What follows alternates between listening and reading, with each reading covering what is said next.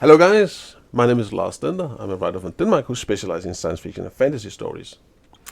Today I'm here to read from my fantasy novel, Madigo and the Hounds.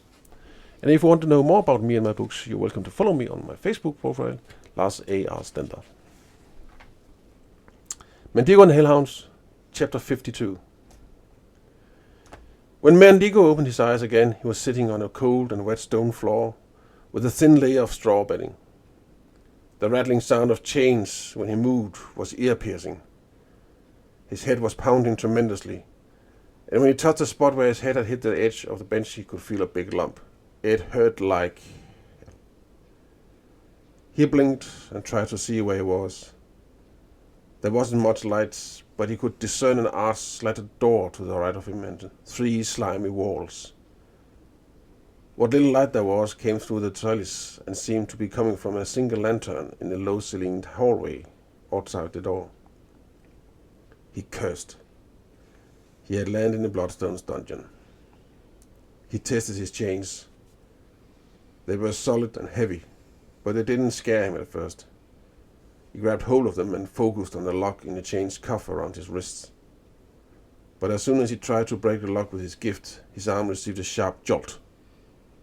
It was so fierce that he screamed with agony, and the whole room spanned so fast he was forced to lie down. He cursed again, this time at himself. He should have known that Martello would have reinforced the chains with magic. As he lay there, recuperating, he heard the sound of footsteps approaching in the corridor outside his cell. Some shadows slid past the bars, and a key was struck into the door lock and twisted around with a rusty sound. The door opened, and Martello entered, followed by a couple of Dracoids. The ceiling was so low that Martello had to bend slightly forward in order to fit in there.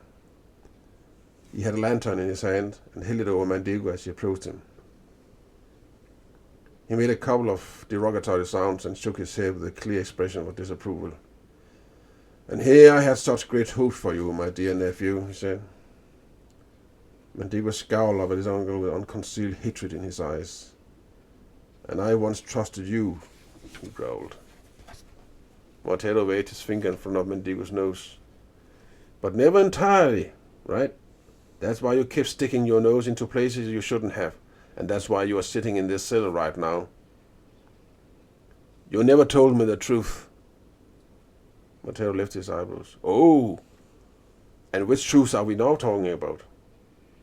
"You killed my parents," Madigo said slowly. "My real parents. Astero Nordrin, the Duke of Argent, and Sylvain of the Elves." Martello snorted.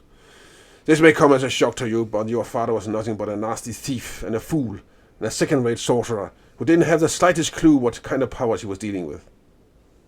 A person of no significance, in other words. Wasn't that what you said when I asked about him?"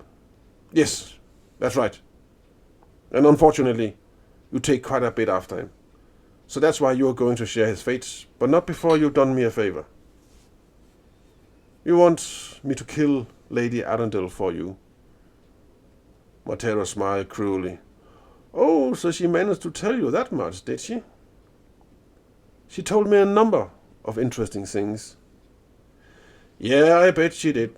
But beware what the elves tell you, my dear Madigo. Their words may be as sweet as honey, but in reality they are filled with hemlock juice. If I had to choose between your word and hers, I'd choose hers any day. You can choose and listen to whoever you want. It won't matter anymore. Your fate is sealed." "I refuse to play your game. I will not kill anyone on your command." "Oh yes, I think you will. You see, if you don't do as I tell you, I'll send my hellhounds to your friends." "What were the names again?" "Oh yes, that's right. Casper, Jasper, all right. And your sister, Helena." Madigo felt his throat tighten. He wasn't for a moment in doubt that his uncle meant every word he said. "You're crazy," he exclaimed. "You see, you control the Lord of Darkness, but he's the one controlling you. Spare me your words. Ever since the storm, this world has sunk into chaos.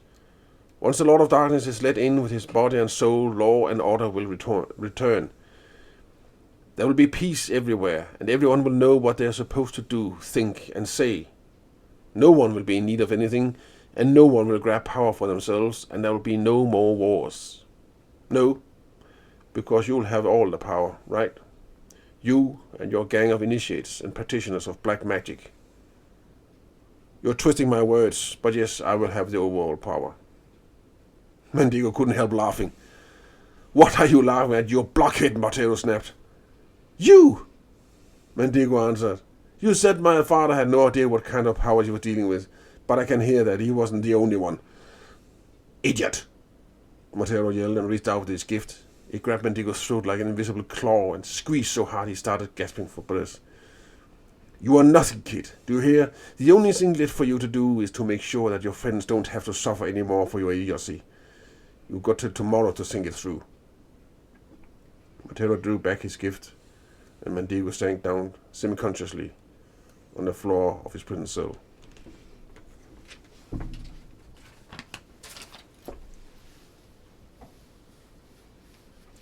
And there he was between the four walls. Yes. In chains. Between a rock and a hard place. I don't think he's going to sleep that well. No. Probably not. No. Sadly, it's not. There's all the straw on the floor is too thin. The mattress is too hard. Exactly.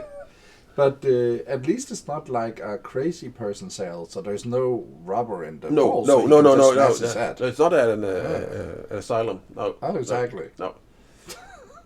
Even though he may be surrounded by crazy people, that's we. He kind of is. Kind of is. Yeah. Yeah.